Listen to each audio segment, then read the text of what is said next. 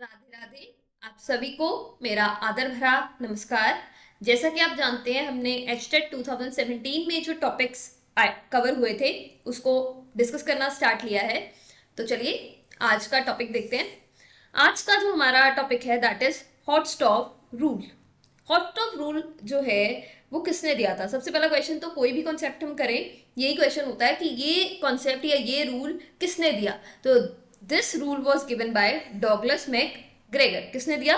Douglas Mac Gregor ने। और next question क्या है कि ये रूल कहता क्या है। सबसे पहला, ये रूल किससे रिलेटेड है? तो ये रिलेटेड है डिसिप्लिन से। किससे रिलेटेड है? डिसिप्लिन से। अब देखो, किसी भी ऑर्गेनाइजेशन में डिसिप्लिन इज वेरी इंपॉर्टेंट।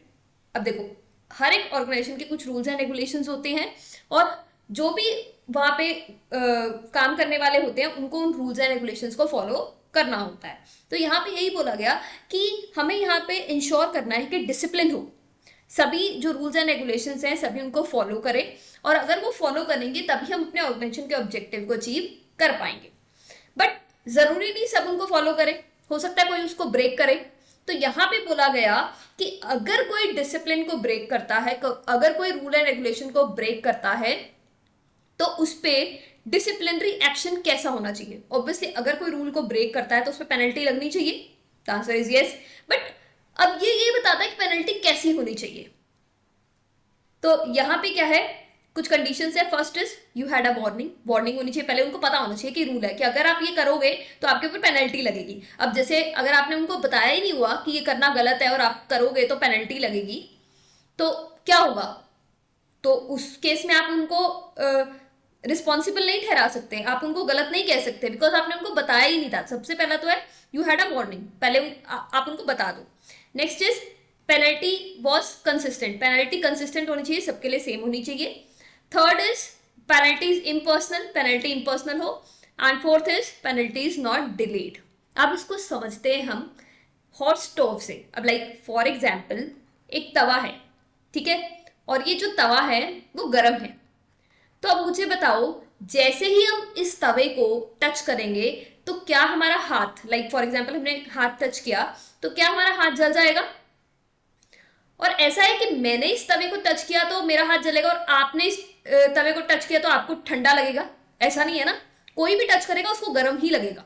तो यहाँ पे यही बोला गया penalty was consistent. Penalty consistent होनी चाहिए, मतलब ऐसा नहीं कि आप कौन पर्सन हो उससे कुछ फर्क नहीं पड़ता। अगर आप ये डिसिप्लिन तोड़ोगे, अगर आप ये रूल तोड़ोगे, आप पे पेनल्टी लगेगी। पेनल्टी कंसिस्टेंट होगी और इम्पर्सनल होगी। ऐसा नहीं कि मैंने छुआ तो ये गर्म होगा और कोई और छुए तो वो गर्म, मतलब वो ठंडा हो जाएगा या वो गर्म नहीं लगेगा, ऐसा नहीं है। तो इसी तरीके से हमें ये नहीं देखना कि कौन पर्सन डिसिप्लिन को तोड़ रहा है। जो भी पर्सन तोड़ेगा उसको पेनल्टी लगेगी, चाहे वो इंप्लॉयर हो चाहे वो इंप्लॉई हो, ठीक है। और पेनल्टी इज नॉट डिलेड। अब मुझे बताओ, जब हम तवे को, गर्म तवे को हाथ लगाएंगे तो क्या हमारा हाथ उसी टाइम जल जाएगा या अगले दिन जलेगा? उसी टाइम जल जाएगा ना। तो यहाँ पे भी यही बोला गया कि जो एक्शन है, जो पेनल्टी है, वो उसी टाइम लगनी चाहिए, डिले नहीं करना। इससे क्या होगा, जब ऐसा होगा ना कि सबके लिए सेम होगा और डिले नहीं होगा, तो इससे डिसिप्लिन मेंटेन रहेगा कि पता है कि यहाँ पे तो स्ट्रिक्ट है कि कोई भी करेगा। ऐसा नहीं कि एम्प्लॉयर ने किया तो कोई बात नहीं और एम्प्लॉय ने किया तो उसको पेनल्टी लग गई, ऐसा नहीं है, सबके लिए सेम है। और इसके लिए, इससे इक्विटी भी रहती है, हमें अच्छा भी लगता है, एम्प्लॉयज को भी लगता है कि ऐसा नहीं कि मैंने किया तो मेरे को पेनल्टी लगी, अगर मेरा एम्प्लॉयर करता, अगर मेरा बॉस करता तो उसको भी पेनल्टी लगती। और डिले नहीं करना, मतलब जैसे ही कोई गलत करे वैसे ही उसके ऊपर पेनल्टी लगाता हूँ। और पेनल्टी बहुत सारे टाइप्स की हो सकती है, ठीक है। तो यहाँ पे डॉगलस मैकग्रेगर जो है वो देते हैं, डिसिप्लिन के बारे में बताते हैं, और इसीलिए उन्होंने किससे बताया? हॉट स्टॉव रूल से इसको बताया। Hope that's clear. Next is management by objectives. ये जो कॉन्सेप्ट है ये दिया था पीटर ड्रंकर ने, और ये जो कॉन्सेप्ट है हम ऑलरेडी एक वीडियो में डिस्कस कर चुके हैं, लास्ट वीडियो में। ये पीटर ड्रंकर ने दिया था, और यहाँ पे हमने एक बात की थी, दैट इज ऑब्जेक्टिव्स के बारे में बात करता है ना ये। Objectives should be set collectively. Employees भी अपने लिए जो ऑब्जेक्टिव सेट हो रहे हैं उसमें पार्ट लेंगे, उसमें कंट्रीब्यूट करेंगे और उसमें अपनी राय देंगे, ठीक है। और यहाँ पे ये भी बोला गया था, मैनेजमेंट जो ऑब्जेक्टिव सेट कर रही है दैट शुड बी स्मार्ट, ठीक है। तो ये बात की थी हमने। Next is 3 dimensional business definition model. Business definition model दिया है डेरिक एफ एबेल ने।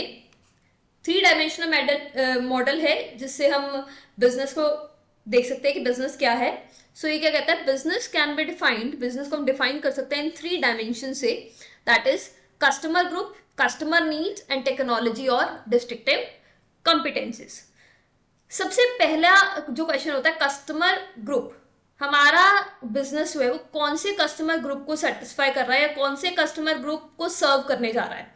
अब लाइक हो सकता है कि हम बच्चों के लिए कोई प्रोडक्ट बना रहे हो सकता है हम एल्डर्स के लिए बना रहे हो सकता है हम टीनेजर्स के लिए बना रहे हो, तो हमारा कस्टमर ग्रुप कौन सा है। नेक्स्ट आता है कस्टमर नीड्स, कस्टमर ग्रुप हो गया कस्टमर नीड्स। अब देखो हर एक पर्सन की अलग अलग नीड्स होती हैं। अब लाइक हमने ये सोच लिया कि हम टीनेजर्स के लिए टीनेजर्स को सर्व करेंगे। अब टीनेजर्स की भी बहुत सारी नीड्स हैं, लाइक क्लोथिंग की हो गई, फूड की हो गई और स्टेशनरी की हो गई, बहुत सारी नीड्स हैं, टेक्नोलॉजी की होगी, मोबाइल फोन्स की होगी। अब आप कौन सी नीड सेटिस्फाई कर रहे हो, आप किस पे काम कर रहे हो, तो ये आपका बिजनेस डिफाइन करेगा। नेक्स्ट इज टेक्नोलॉजी और डिस्ट्रिक्टिव कॉम्पिटेंसेस। अब किस तरीके से आप उस नीड को सेटिस्फाई कर रहे हो। अब लाइक आपने सोच लिया कि आप कपड़ों में जाओगे, उनकी कपड़ों की नीड्स को सेटिस्फाई करोगे, तो कौन से कपड़े, वेस्टर्न में जाओगे आप या फिर आप एथनिक में जाओगे, आप कौन सी नीड्स को सेटिस्फाई करोगे, आप कैजुअल वियर दोगे या पार्टी वियर में जाओगे। तो ये बेसिकली चीजें जो है वो बिजनेस को डिफाइन करती हैं। तो बिजनेस को डिफाइन किया डेरिक एफ एबेल ने, जिन्होंने 3 डायमेंशनल बिजनेस मॉडल दिया और जिसमें क्या बोला 3 डायमेंशन से बिजनेस को देखा जाता है। कस्टमर ग्रुप, आप किसको सर्व कर रहे हो, कौन सी नीड को सर्व कर रहे हो, जिसको सर्व कर रहे हो ठीक है, अब कौन सी नीड उनकी सर्व कर रहे हो, उस नीड को कैसे सर्व कर रहे हो, किस तरीके से कर रहे हो, क्या कॉम्पिटेंसीज लगा रहे हो। तो ये 3 चीजें जो है वो बिजनेस को डिफाइन करती हैं। Hope that's clear. Thank you so much for watching. God bless you all.